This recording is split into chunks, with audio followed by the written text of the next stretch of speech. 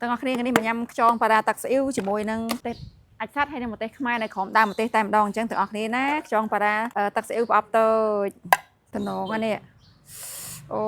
យតំណងណាថ្លាឆ្វង់លីនហ្មងណា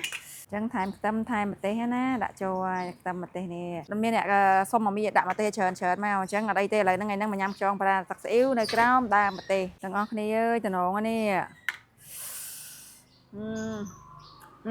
ម្ទេសនេះម្ទេសអាចសាត់គីឡូបាច់លាងទឹកមិនអីទេនៅដើមបាញ់ទឹកលាងរងថ្ងៃអញ្ចឹងខំមួយម៉ាត់ណា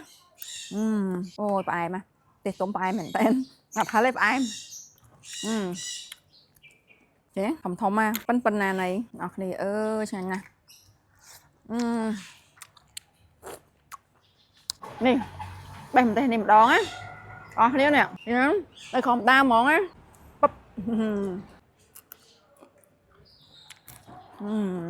ញ៉ាំណាទេទៀតណាអស់ហ្មងញ៉ាំឆ្ងាញ់ហើយបរិយាកាសល្អទៀតនៅក្រោមដើមម្ទេសចង់ញ៉ាំមួយណាបេះមួយនឹងទៅខ្ញុំម្ទេសអាចសាត់ខ្ញុំម្ទេសអាចឆ្មាហើយនឹងមានម្ទេសខ្មែរសូមផ្ដាំទៅមួយអ្នកពោះធំក៏អាចញ៉ាំបានដែរណាមួយនឹងចងប៉ារ៉ាទឹកស៊ីអ៊ីវនេះឆ្អិនចំអិន 100%ទឹកស៊ីអ៊ីវវាហត់ដងម៉ាមីតែស្រុកមួយបាយញ៉ាំហ៎ចង់ញ៉ាំខ្យងប៉ារ៉ាទឹកស៊ីអ៊ីវអប់តូចអាចកំងបានពីម៉ាមី Seafood Online ញ៉ាំ